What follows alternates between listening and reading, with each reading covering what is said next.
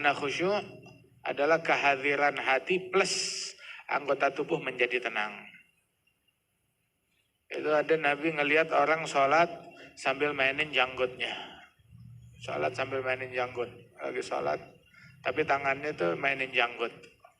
Terus Nabi bilang, "Lau khasya'al qalbu lasakanatil jawarih." Kata Nabi, kalau hati khusyuk, anggota tubuh bakalan diem, gak gerak-gerak.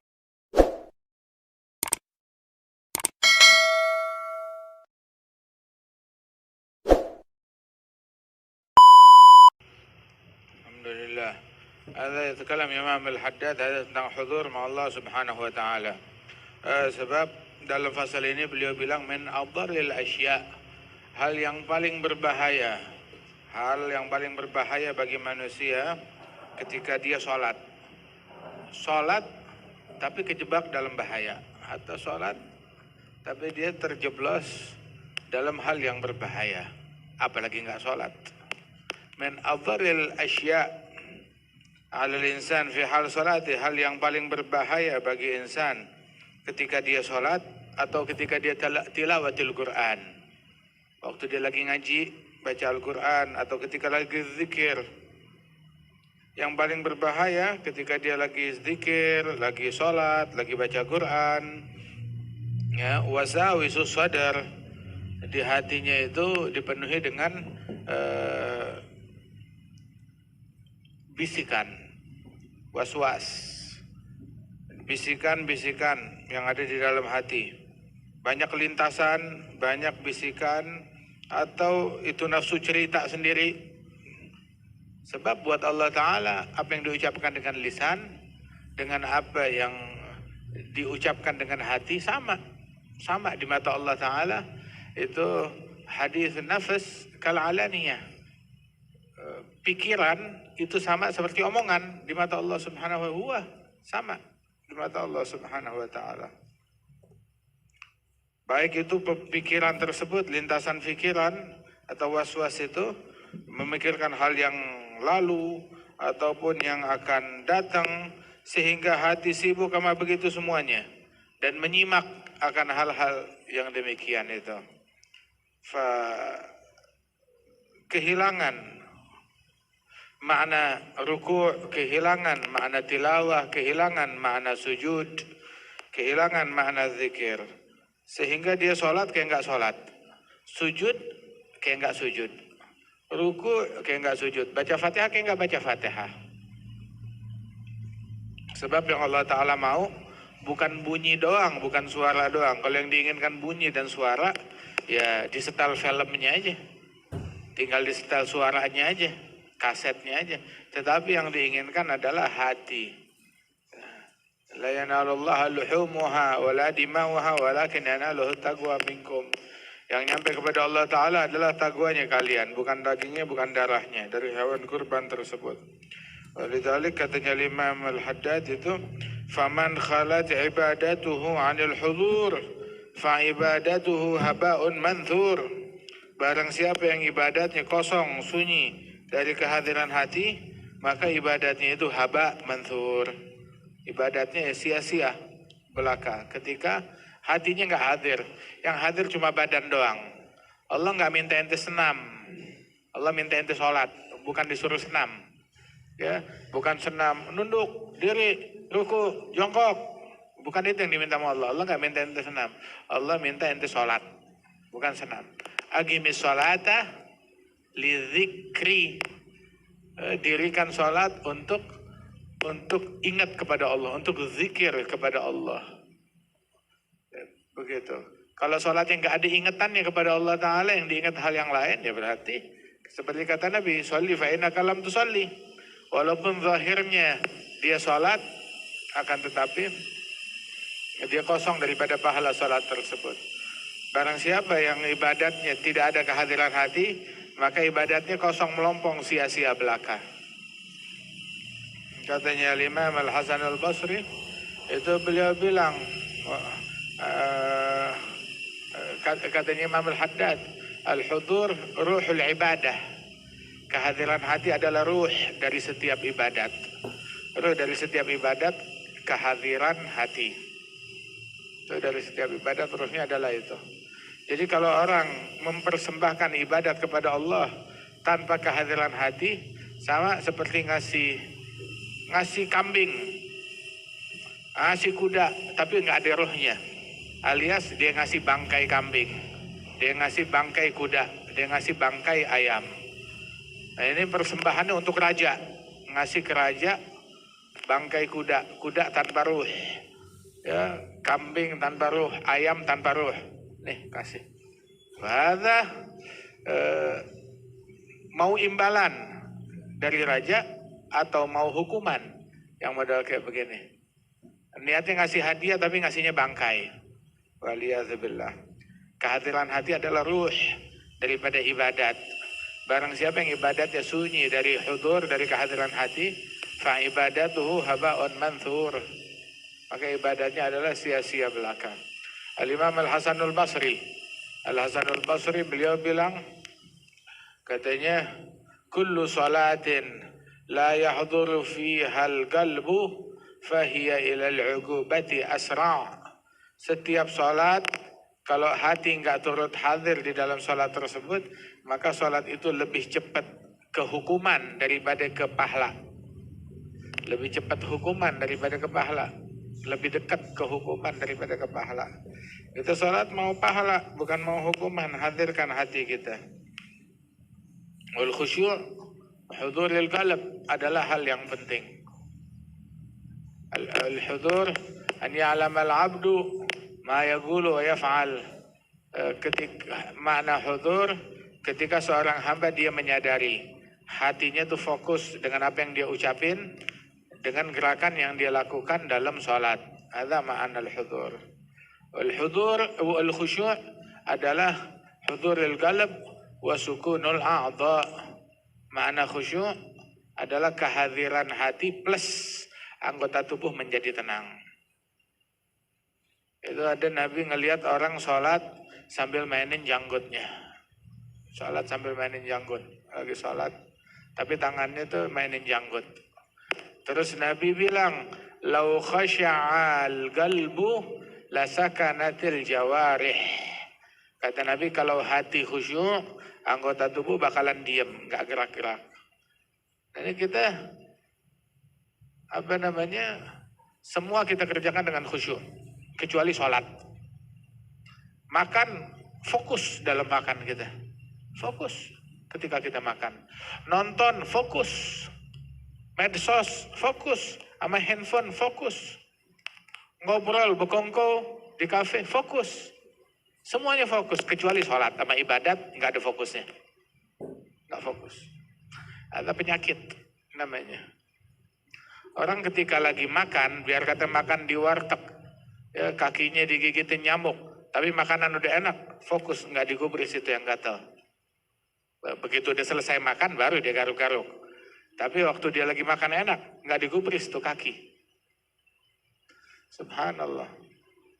Kadang ngegosip, mengumpat, ngerumpi, sampai kaki kesemutan, nggak berasa. Tapi giliran sholat, waduh, banyak banget ulahnya. Ntar kepalanya gatel, ntar lehernya gatel, ntar kupingnya gatel, ntar matanya kelilipan, ntar batuk, ntar keselak, ntar keteknya gatel, ntar pinggangnya gatel, ntar kakinya. Begitu, nggak bisa diem kalau dia sholat. La ilaha illallah. Sebab ketika dia makan, dia fokus sama makanan, soalnya dia tahu makanan ada depan gua, saya menikmati. Ketika dia nonton tuh tontonan, mukanya orang barat, mukanya orang kafir, mukanya artis yang gak pernah sujud. Wah, ini orang ada, fokus sama begituan. Tapi ketika dia sholat, dialog sama Allah gak kelihatan, gak berasa. Bukan dia berkeyakinan Allah gak ada, dia yakin, dipercaya Allah ada. Cuma dia ghaflah, dia lalai, imannya lemah. Nah ini penyakit yang mesti diobatin. Kita kalau pilek diobatin, kalau pusing diobatin, kalau sakit lambung emah diobatin, ya, sakit gatal-gatal diobatin, begitu. Tapi hati nggak khusyuk, kenapa nggak diobatin? Kenapa nggak berobat? Sembuhin tuh hati. Oh kita hidup di dunia bukan buat makan, bukan buat gegares, bukan buat hal-hal duniawi, tapi buat Allah. Inna salati wa nusuki wa mahyaya wa mamati lillahi rabbil alamin. Kan ba'du salihin kalau udah sholat, udah fokus sama sholat, lupa sama segalanya. Atau kala ba'duhum idza dakhaltu fi shalah fasna'u ma syi'tum. Kalau saya udah masuk sholat, silakan kamu mau bikin apa aja, mau bikin keributan apa aja silakan. Dia bilang sama orang rumahnya, kalau saya udah sholat, ente mau ngapain aja boleh. Mau jerit-jerit, mau teriak-teriak, mau ngobrol, ya silakan. Fa inilah ahissu bikum bisyai. Soalnya saya kalau udah sholat udah nggak berasa apa-apa, udah nggak dengar apa-apa. Tuh, subhanallah. Di rumah jangan berisik. Kalau mau berisik ntar pas saya sholat, ya udah nggak kedengeran apa-apa. Subhanallah. Sampai dulu tuh kayak begitu orang dulu. Karena Syekh Ali bin Abi Bakar As-Sakran, Syekh Ali bin Abi Bakar As-Sakran ibn Imam Abdurrahman As-Saqqaf.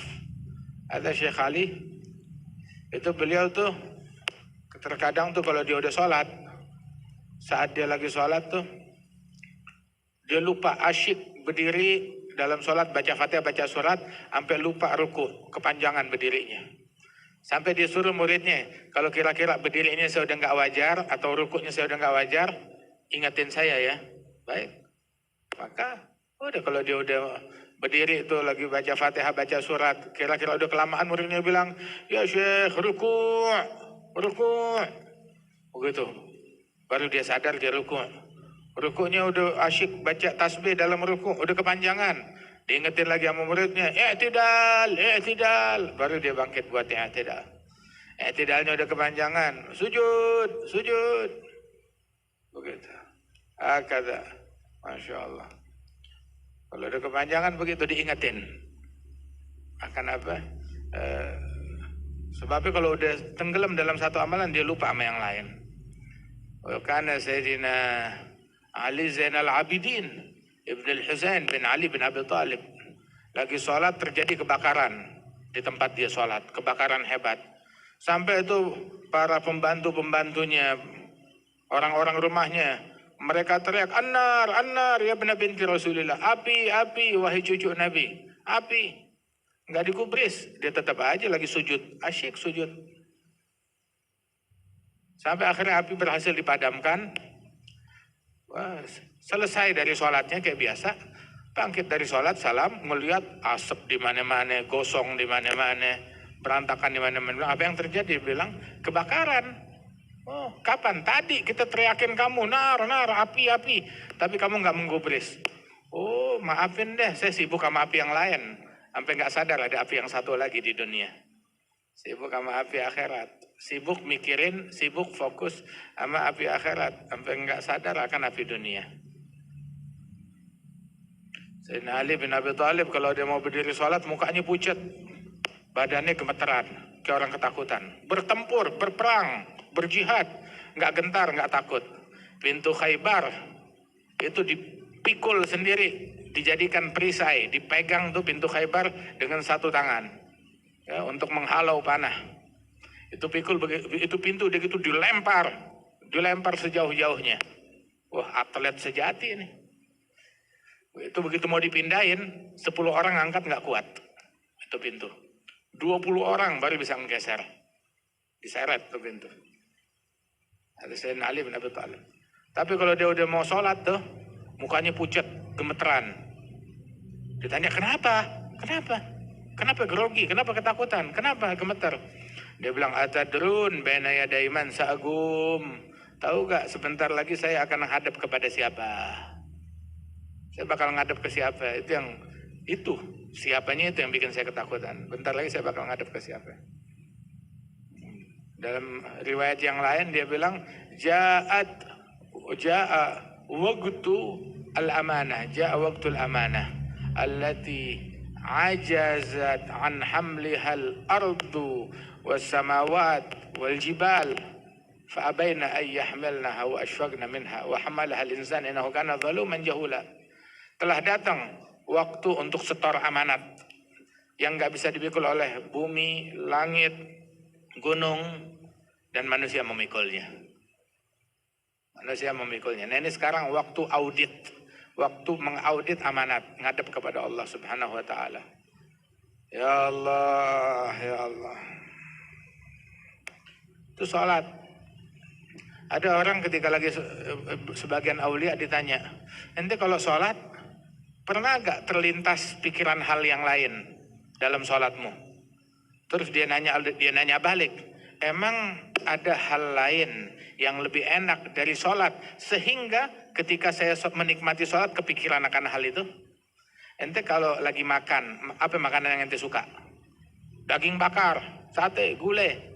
Ada gak kepikiran, wah enaknya nih pakai kotoran kambing nih. Gimana? Pernah gak ngebayangin rasanya kotoran kambing saat ente lagi makan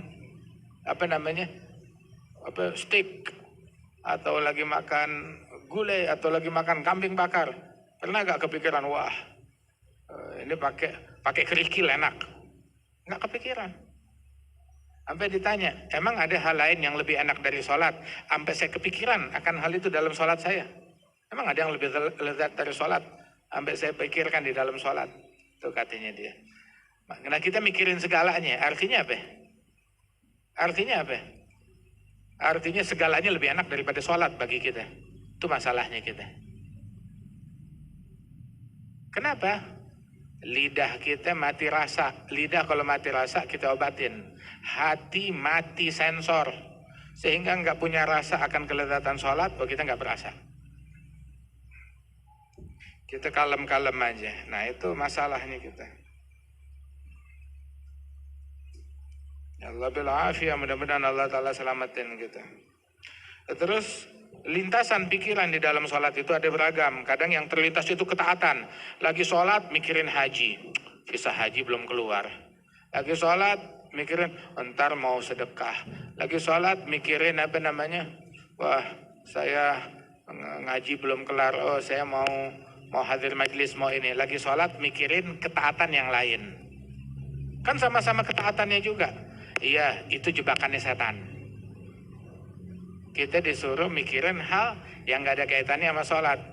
Dijebak sama syaitan biar fokus kita dengan hal yang semestinya itu teralihkan. Sehingga kita lupa akan tugas kita yang sebenarnya. Lagi nyetir, fokusnya dialihkan, ya nabrak akhirnya. Nah begitu juga kita lagi sholat, fokus kita dialihkan, ya nabrak sholatnya kita. Itu tipuan syaitan.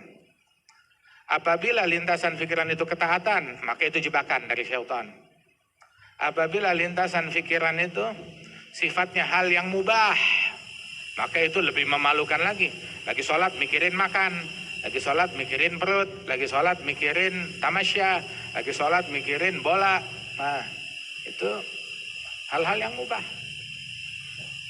Apalagi kalau lagi sholat yang dipikirin hal yang makruh atau hal yang haram bahkan. Ada orang lagi sholat mikirin sinetron. Ada orang lagi sholat mikirin konser. Nah, waliyadzubillah min dzalik.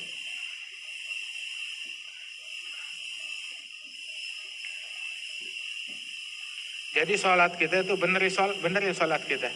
Makanya kan dibilang bukan shollu tapi agimus sholah. Agimu as-sholah. Tahu gak agimu as-sholah? Lurusin sholatnya kita. Bukan cuma shollu, bukan cuma sekedar sholat, tapi sholatnya zigzag, sholatnya melenceng, sholatnya belok, sholatnya nyerempet, nyeruduk. Lah agimu sholah. Dirikan tuh sholat tegak, lurus sholatnya. Agimu sholah. Ladina yu'minuna bil ghaibi wa yuqimuna as-sholah. Yuqimun as-sholah. Iqamah. Dibikin tuh sholat tuh tegak, lurus, diri. Tegak. Kalau diartikan tegak, sama tuh kan kayak bendera tegak. Jangan dilepas. Kalau dilepas tumbang. Kalau tumbang, ya ada yang kena pentung. Ada yang pecah. Agimu. Lurusin tuh sholat. Pegangnya jangan miring. Jangan melenceng. Agimu. Diriin. Mesti dijagain terus. Maknanya iqamah tuh dijagain terus. Bukan cuma sekedar lu sholat semaunya, enggak. Tapi aqimus sholat ada dzikri. Sallu kama ra'aitumuni usolli. Di antara hal yang ngebantu itu semua, sholat ngebayangin sholatnya Rasulullah sallallahu alaihi wa alihi wasallam. Hakada. Allah Ta'ala bilang warka'u ma'ar raki'in. Rukuklah bersama orang-orang yang rukuk. Saat rukuk, saat sholat, ngebayangin para wali-wali yang sholat. Orang-orang yang ahli rukuk, orang-orang yang ahli sholat. Kama ra'aitumuni usolli. Seperti kalian melihat saya sholat, kata Nabi sallallahu alaihi wa alihi wasallam. Jangan sampai tuh gara-gara enggak khusyuk, enggak hadir hatinya, akhirnya dia terjegal dari hadirat Allah Ta'ala, gugur dari hadirat Allah Ta'ala. Jadi gimana? Ya sholat awalnya dipaksain, kehadiran hati awalnya dipaksain, ntar lama-lama terbiasa. Paksain, tiap kali melenceng pegang lagi, tiap kali melenceng pegang lagi. Sampai dia kokoh dengan sendirinya, itu juga harus dijagain. Makanya agimu nggak cuma sekedar dilepas begitu aja, dirikan itu sholat. Gerak